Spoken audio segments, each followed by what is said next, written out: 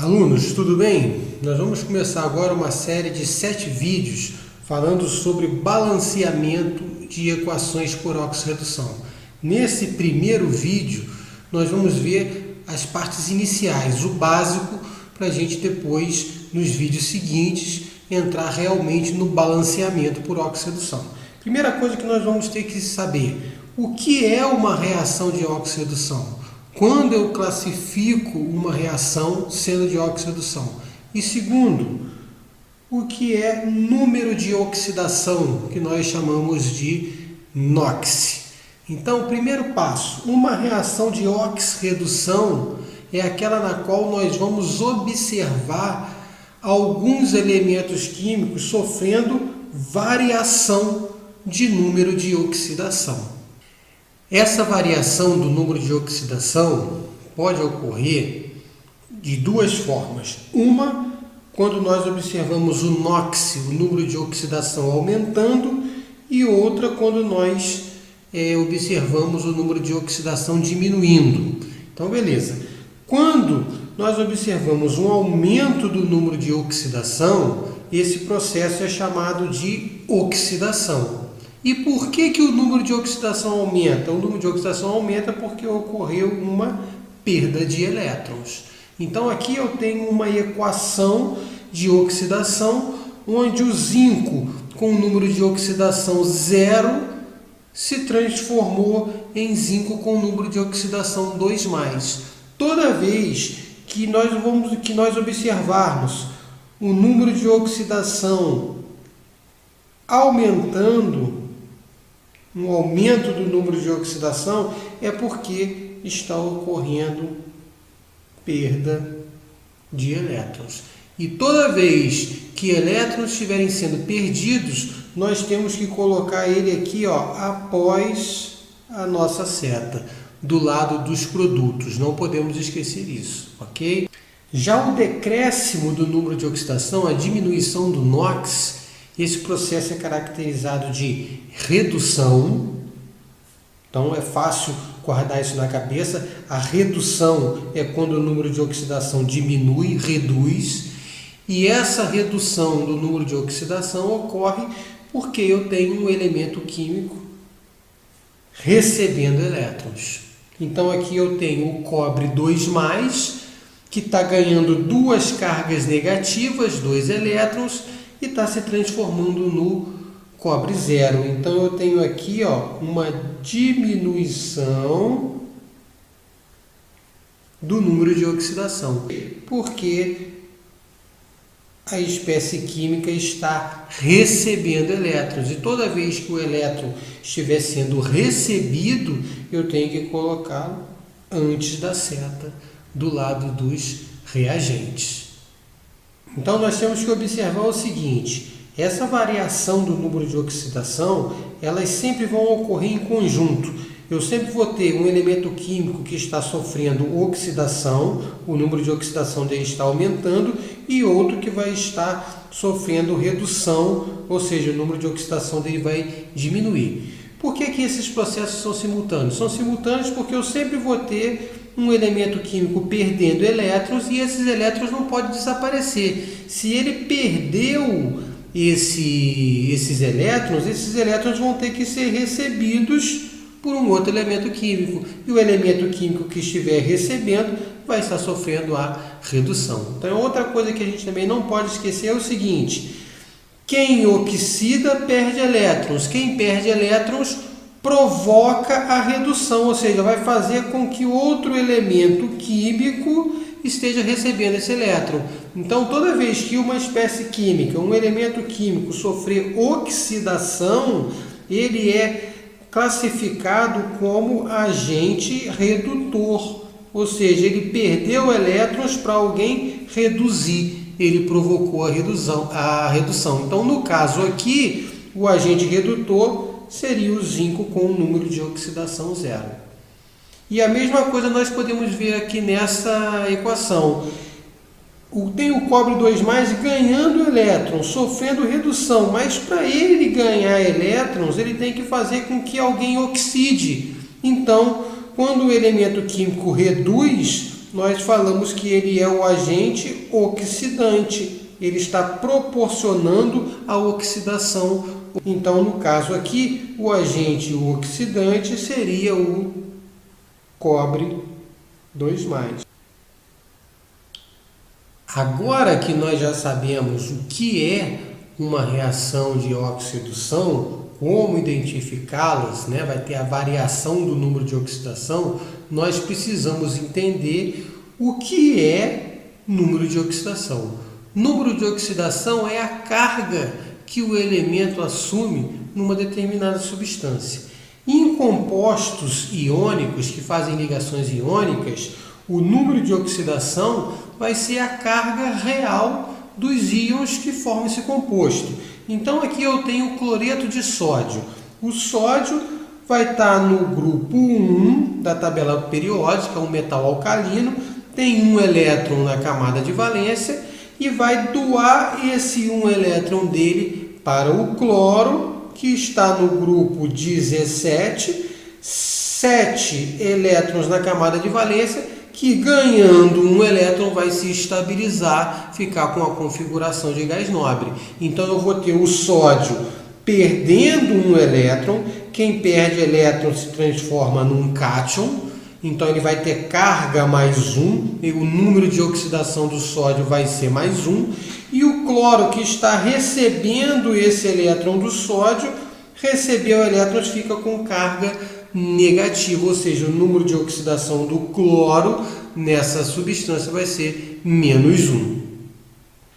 E nos compostos moleculares, como é que nós descobrimos o número de oxidação dos elementos químicos? Porque compostos moleculares apresentam ligações covalentes. Então, eles não são formados por íons como nos compostos iônicos. Então, nós temos que pensar da seguinte forma. Imagine aqui a molécula do ácido clorídrico. O ácido clorídrico é formado pela ligação covalente entre o hidrogênio e o cloro. Eles estão compartilhando esses dois elétrons aqui que estão circulados. Para descobrir o número de oxidação, você vai imaginar o seguinte: desses dois átomos, qual é o mais eletronegativo? O mais eletronegativo é o cloro.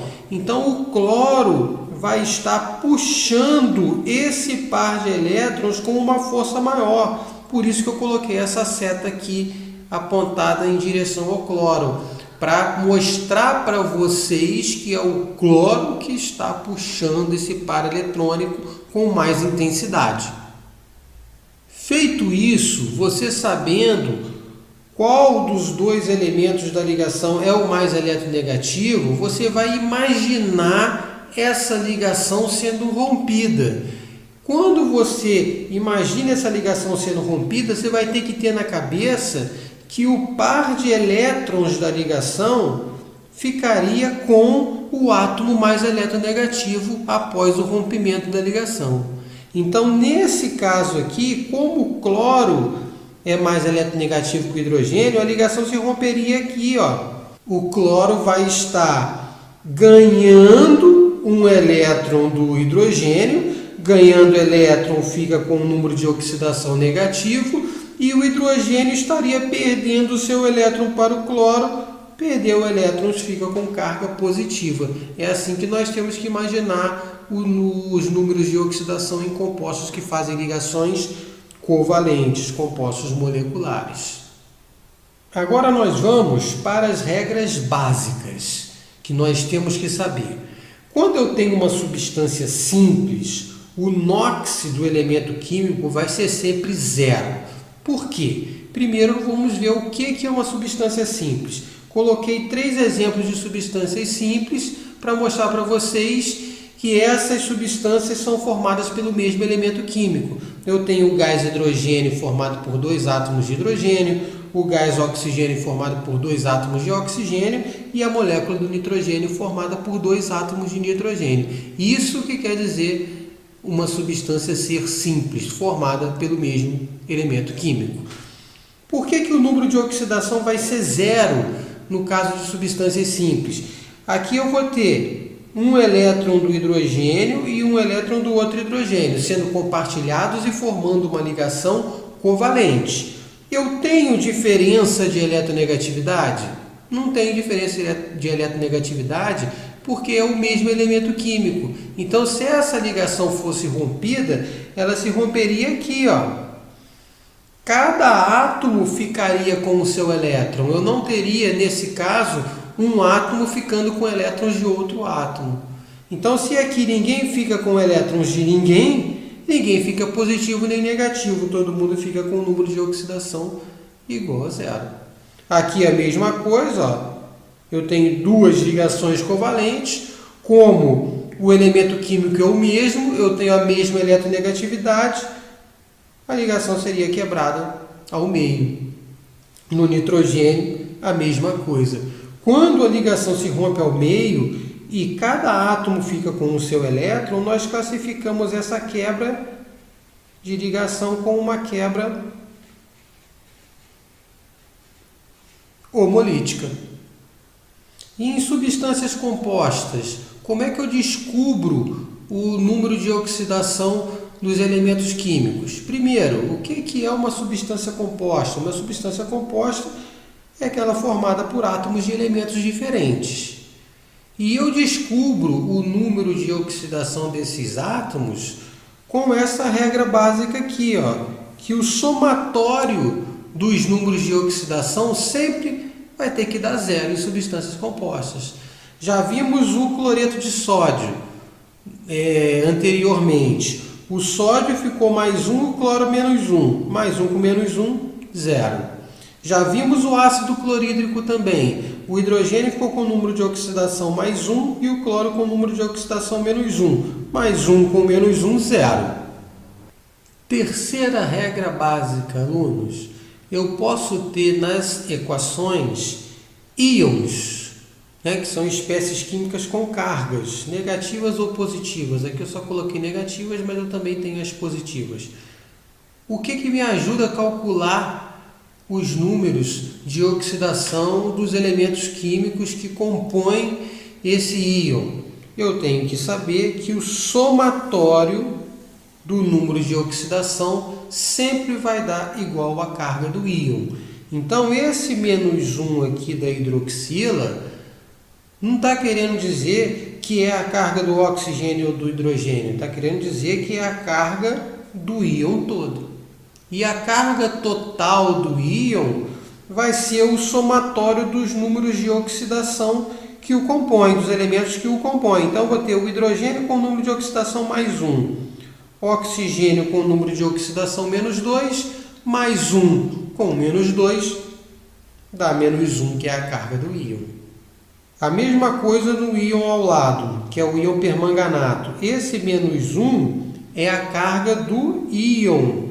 Então, o somatório desses números de oxidação tem que dar menos 1. Então, vamos lá. O oxigênio é menos 2, mas só que eu tenho 4 oxigênios. Menos 2 vezes 4 vai dar um total de 8 cargas negativas.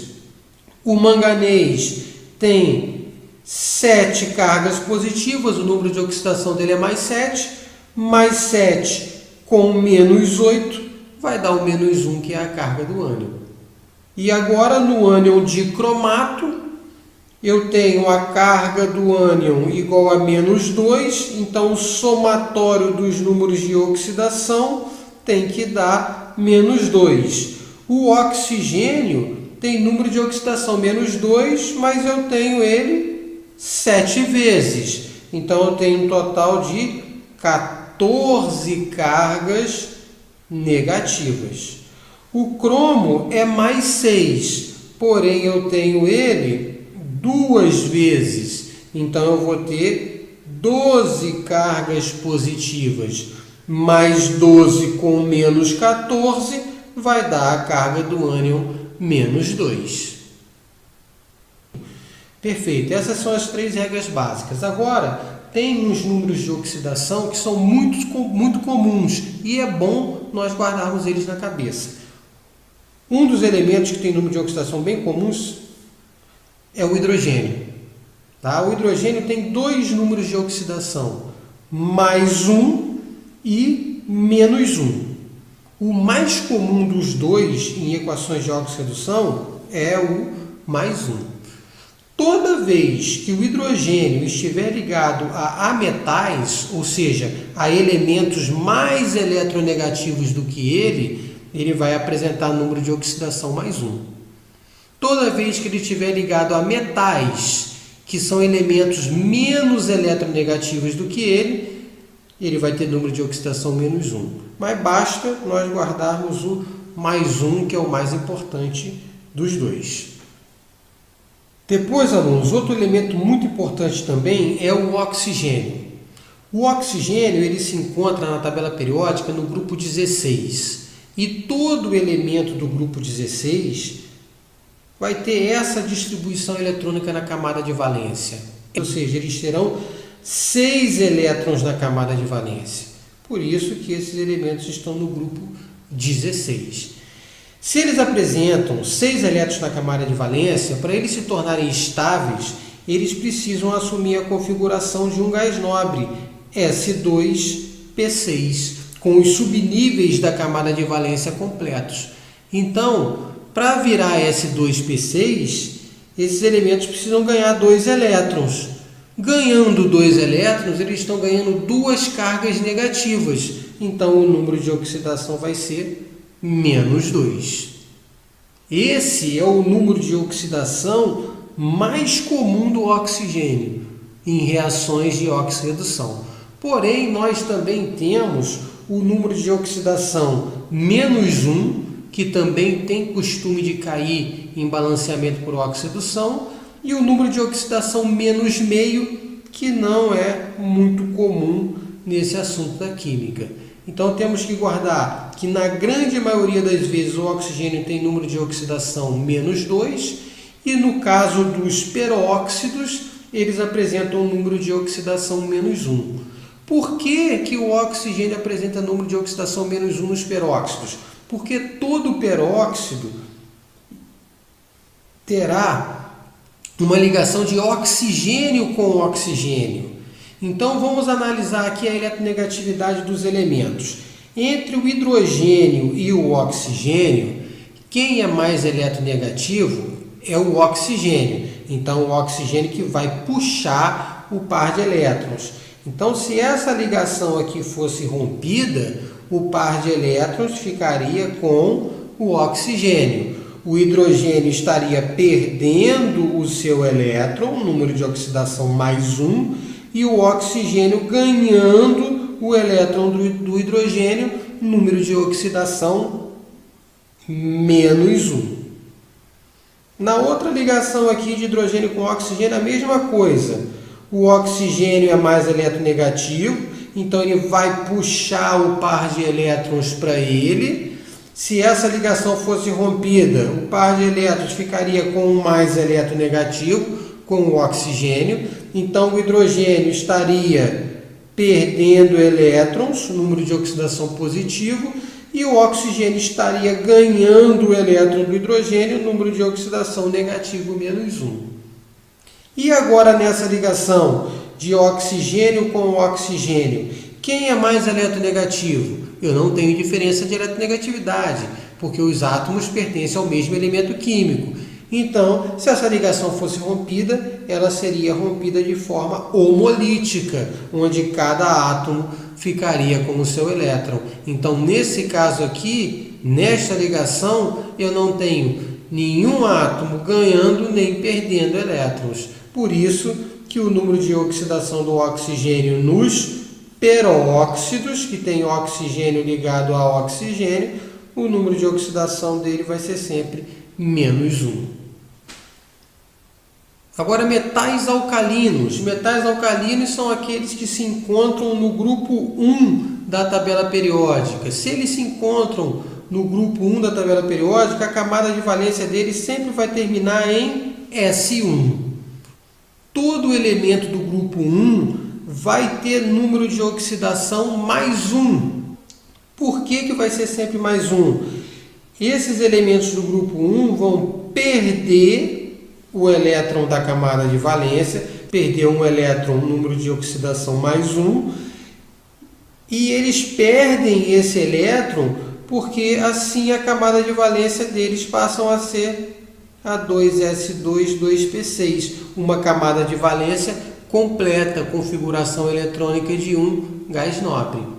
A mesma coisa ocorre com os elementos que são os metais alcalinos terrosos, que se encontram no grupo 2. Todos os elementos que se encontram no grupo 2, eles vão terminar a sua distribuição eletrônica em S2. Coloquei, por exemplo, aqui o magnésio. A camada de valência dele agora é a 3s2. Então, ele vai precisar perder esses dois elétrons para ficar com uma camada de valência estável, com uma configuração eletrônica de gás nobre. Se eles precisam perder dois elétrons para se estabilizar, o número de oxidação deles será mais 2. Raciocínio semelhante nós vamos fazer também com o alumínio, que se encontra no grupo 13. Os elementos que se encontram no grupo 13, eles terão a sua camada de valência S2P1, ou seja, 2 mais 1, 3 elétrons na camada de valência, por isso que ele está no grupo 13.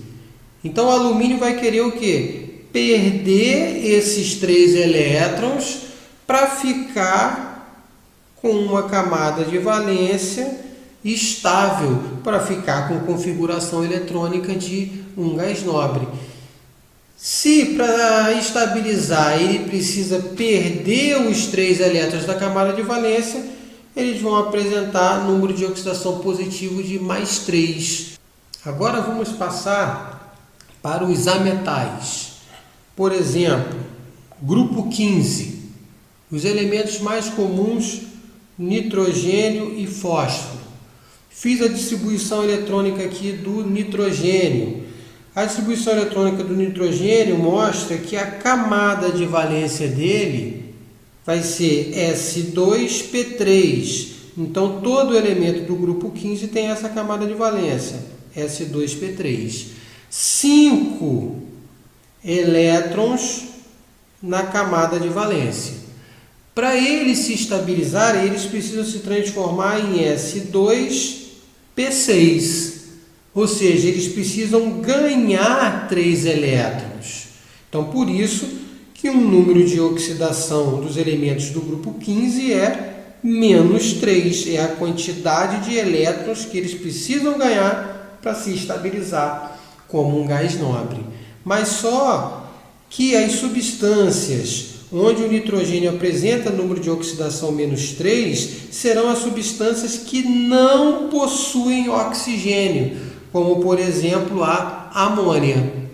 Agora, e se esses elementos do grupo 15 estiverem presentes em substâncias com oxigênio, como esses dois exemplos aqui, ácido nítrico e ácido nitroso? Quais serão os possíveis números de oxidação? Os números de oxidação agora serão positivos, porque o oxigênio vai ser mais eletronegativos do que ele, positivos de mais 5 e mais 3. Fácil de guardar, porque o maior número de oxidação vai ser igual ao número do grupo e o menor número de oxidação, 2 unidades a menos. Grupo 16 agora, vamos pegar como exemplo o enxofre. Fiz a distribuição eletrônica do enxofre, descobri que a camada de valência dele é S2P4, mas só que ele vai se estabilizar virando 3S2, 3P6.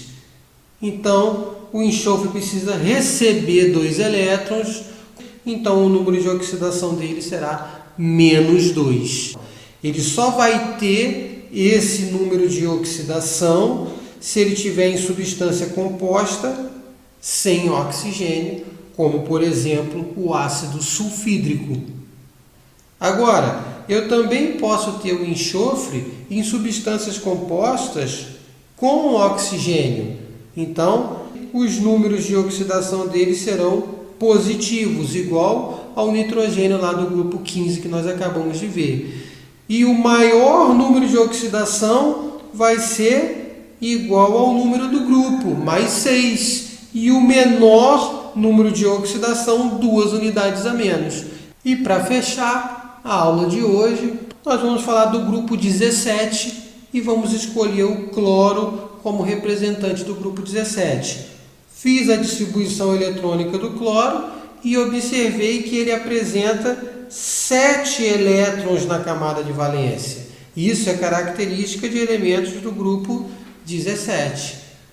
Para o cloro se estabilizar, ele precisa ficar com essa camada de valência aqui, ó, 3s2, 3p6, ou seja, ele precisa ganhar um elétron, precisa ganhar uma carga negativa. Por isso que um número de oxidação comum do cloro é o -1. Ele vai apresentar esse número de oxidação negativo quando ele estiver presente em substâncias compostas sem oxigênio, como por exemplo o ácido clorídrico. Agora, e se esses elementos do grupo 17 estiverem presentes em substâncias compostas com oxigênio? Aí os números de oxidação já serão positivos, onde o maior número de oxidação vai ser igual ao número do grupo, da mesma forma que nós vimos no grupo 16 e no grupo 15, e depois os números de oxidação vão diminuindo de 2 em 2 unidades até chegar ao número de oxidação mais 1. Então, alunos, olha só, esse é o resumo. Eu aconselho vocês a anotarem isso no papel para vocês irem acompanhando os próximos vídeos com essa anotação na mão. Não podemos esquecer esse final de jeito nenhum. Substância simples, número de oxidação é igual a 0. Substâncias compostas, o somatório dos números de oxidação tem que dar 0. E íons, o somatório dos números de oxidação tem que ser igual à carga do íon. Os números de oxidação que nós temos que guardar, que é aconselhável nós guardarmos, são esses números de oxidação aqui. E a última parte do resumo é eu saber o que é uma oxidação e o que é uma redução. Na oxidação, eu vou observar perda de elétrons.